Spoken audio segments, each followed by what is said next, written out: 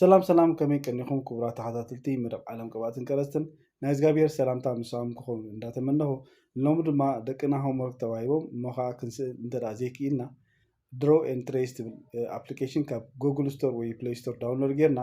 ናብቲ ተዋሂቦም ዘሎ ሆምወርክ በታ ኣፕሊኬሽን ኣቲና ዳሰኣልና ማለት እዩ እቲ ኣፕሊኬሽን እናታ ዝተፈላለየ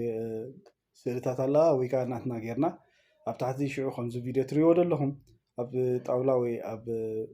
ጥርሙዝ ደዋቢልና ማለት እዩ ነታ ሞባይልና ብርሳስና ነቲ ስእሊ ትሬስ ንገብሮ እቲ ስእሊ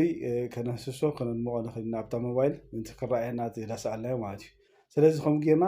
ነታ ስእሊ ብሞባይል ዳርኣና ትሬስ ንገብራ ሽዑ ሕብሪ ድዩ ክልከ ደሎ ዋላ ካልእ